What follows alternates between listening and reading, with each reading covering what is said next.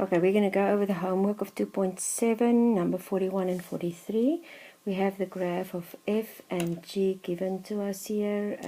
This is the graph of f here, and this is the graph of g. They're asking for f plus g of 3, which is f of 3 plus g of 3. Now we read f of 3 off from the graph of f. F of 3 is 2 plus g of 3 is 1. 2 plus 1 is 3.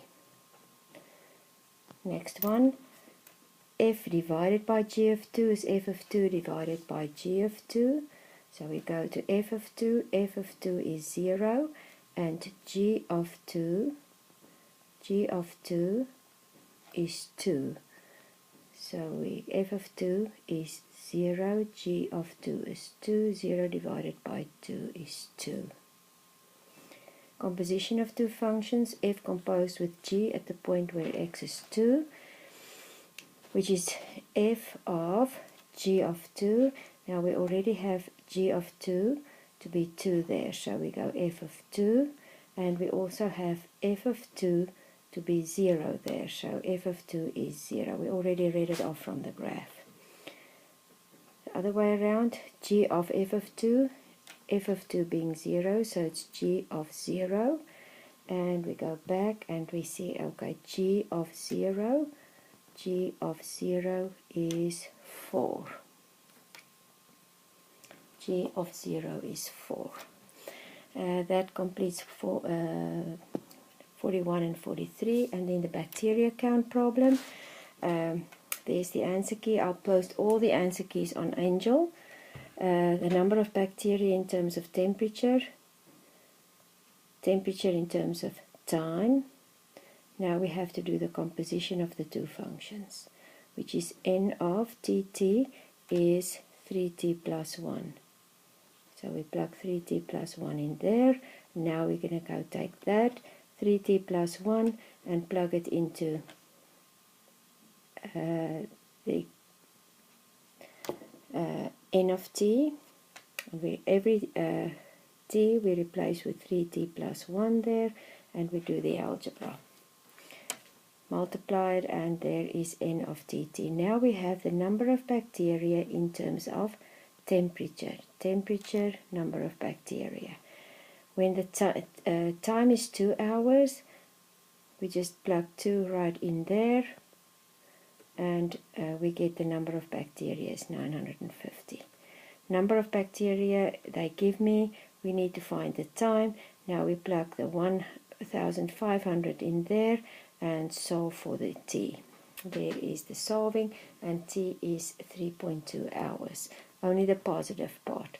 Similar to the example I gave you, just a little bit algebra going on here. So that takes care of that chapter. We're going to resume now on the definition of the inverse function and verify whether functions are inverses of each other and so forth. Just review the definition again. If f composed with g is x and g composed with f is also x, then f and g are inverses of each other. Real important definition, and we're going to use this definition all the time to verify that two functions are inverses of each other. The question is, verify that f of x is 2x cubed minus 1 and g of x is the cubed root of x plus 1 over 2 are inverses of each other. Note that that whole x plus 1 over 2 is included in the cubed root. So we're going to do f composed with g and g composed with f. Both need to be x. F of gx is f of, we plug gx in there, f of gx. Now we take this whole thing and plug it into the x there. So we go 2x cubed minus 1, and that becomes just x plus 1 over 2 because the cubes cancel each other out. And here the 2's cancel out, and we have x plus 1 minus 1, and that's x. We'll do many of these. You guys need to just practice this. Now we're going to go g of fx. g of fx. Now we plug fx in there, and now we're going to take this and plug it into gx. There you go. It's x plus 1 over 2, right? Instead of x is 2x cubed minus 1 plus 1 over 2. And that gives me 2x cubed over 2 plus 1 minus 1 cancels out. The 2's cancel out, and there you go, and it's x. F and g are inverses because f of gx is the same as g of fx. This is how we verify. Verify that two functions are inverses of each other, and there's no other way other than using the definition of the two functions. Find the inverse of f. They give me a function fx equals 5 minus 3x over 2. Remember, we need to interchange the x's and the y. So first of all, I replace the fx with a y. So we have y. That is really my function f. For the inverse, I replace the x with a y and the y with an x. And we solve for y. Solve for y. So we multiply by 2 on both sides, right? We have 2x equals 5 minus 3y. So 3y equals 5 minus 2x. Solve for the y now. Now we have y equals divide by 3 and the inverse function, and that gives me the inverse function. Just to double check, you can then do f composed with its inverse and the inverse composed with f, and make sure that that equals to x, both of them. You can always watch the video over and over and make sure you understand what we're doing. What we did is just really to find the inverse. I interchange the x's and the y's and then solve for y. The graphs of the function and its inverse functions are absolutely just reflections in the line y equals x. There goes my line y equals x. If this is my function f, my inverse function is a reflection. So if I see my x-intercept there is 2, the x-intercept becomes the y-intercept, and the y-intercept is more or less -4 becomes, the x-intercept becomes the y-intercept, and the y-intercept becomes the x-intercept.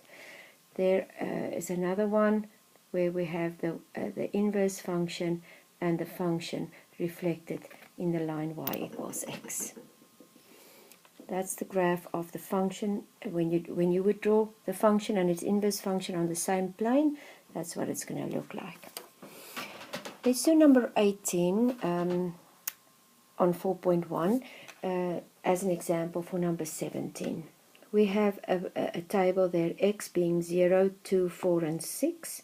And the inverse function, they want us to put the y coordinates there for the inverse function. And they give me the function of f as a graph here. The graph goes there. And the inverse function, let's just do the function first. Let's plot the points, find the points of the function first, and then we will interchange the x's and the y's, and we will be able to do the table there. So if I look at this graph, the function f, the first point is -2, 6, -2, 6. The second point is 0, 4, and 2, 2, and 6, 0. -2, 6, 0, 4, 2, 2, and 6, 0. The inverse function will then be, let's do that in red there. I'm going to just interchange the x's and the y's here. So this is going to be 6, -2, 4, 0, 2, 2, and 0, 6. What am I doing here? And 0, 6. And if I put that in the table there, it's 0, 0, 6, 2, 2, 4, 0, and 6, -2. So what I did, I just read from the graph. I read these points off from the graph, and I wrote my function down, and then to get the inverse function, I just simply interchanged the x's and the y's and got my inverse function, and then put that into the table there. So with this example, you should be able to do number 17 nice and easy. Another last example, for number 25, they give me a function fx equals x plus 5 squared, and they give me the restriction there, x greater than or equal to -5. So what we have is a parabola here. We know it's a parabola, and it's a parabola shifted 5 units over to the left, right? It's a parabola shifted 5 units over to the left. But it's not an entire parabola because we have a restriction there, only for the x's greater than or equal to -5. They're asking, does this function have an inverse function? And if it does, find the inverse function and give the domain and the range. So what we're going to do, we're going to graph the function of f and then do the horizontal line test to see whether it has an inverse function. This graph is only the half of a parabola. The parabola would look like this, but since it's only greater than or equal to -5, I'm going to erase this part, and it's only the positive part, greater than or equal to -5. So since it's only the half of the parabola, and we do the horizontal line test, the horizontal line test, we see that this graph definitely, I erased this, it should not be erased, there you go. The horizontal line test, and it is definitely, it does have an inverse function because it passes the horizontal line test. The next question is, find the inverse function. So we have y equals that's my function, that's f. Let's do this in red. That's f. So the inverse function, f minus 1, we interchange the x's and the y's, everything, even the restriction also. Now we're trying to solve for y. So because it's squared there, we do square root on both sides. And when we do square root of both sides, since it's square root of y plus 5 squared, it needs to be positive. That's why we put it in absolute value sign.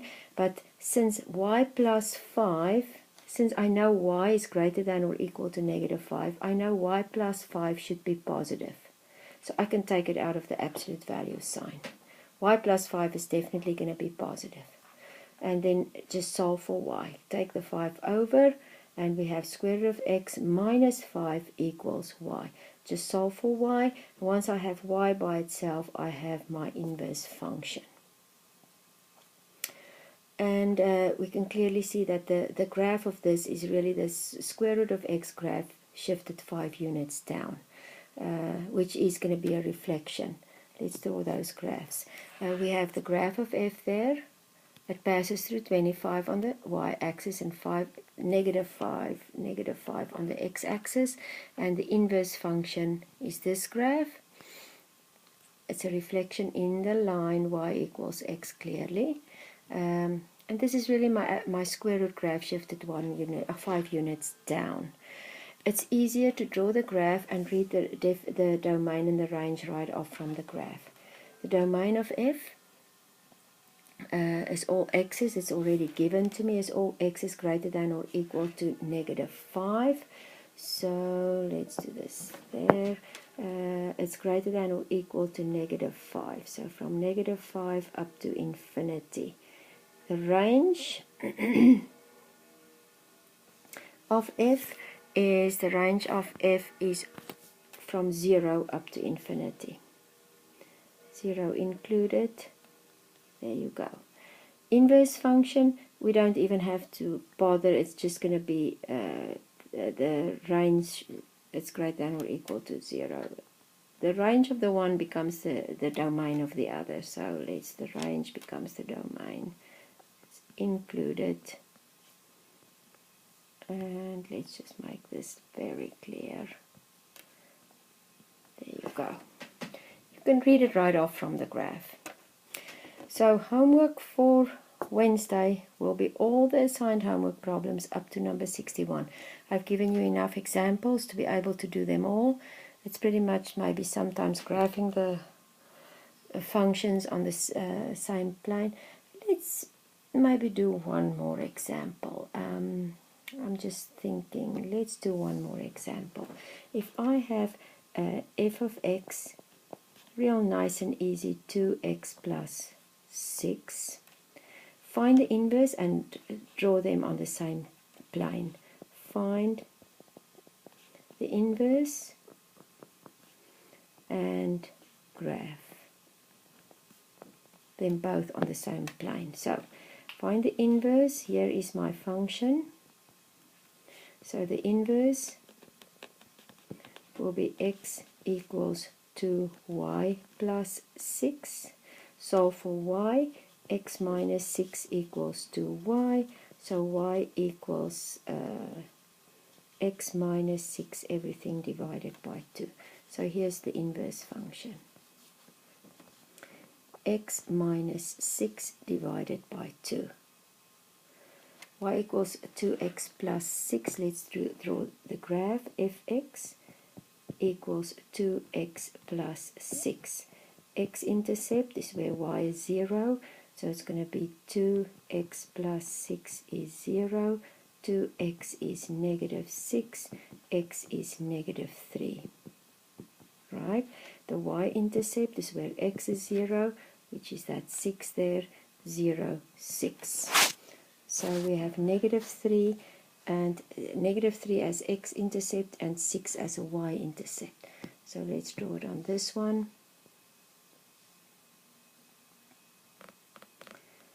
Let's just go back. X equals negative 3 and y equals 6. X equals negative 3 and y equals 6, right?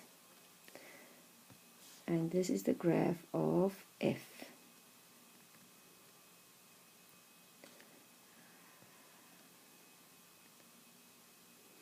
The graph of the inverse, I'm going to do that in red there.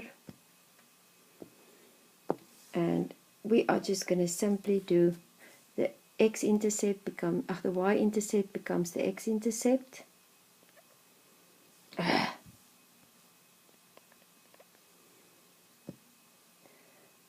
And x-intercept becomes the y-intercept. So there you go. I'm going to draw these now.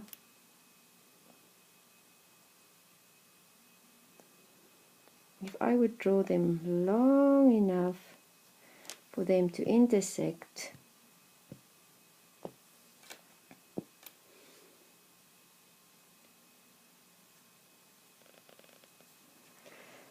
and that is f, and this is the inverse.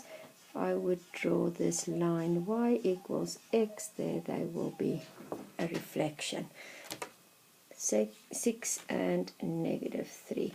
The y-intercept becomes the x-intercept. X-intercept becomes the y-intercept. Nice and easy when there's two straight lines to be drawn as, you know, the function and the inverse function. So you go ahead and do your homework. If you have trouble, no big deal. I'll go over it on Wednesday. Hopefully Wednesday everything's going to be fine. Okay, see you guys Wednesday and stay safe.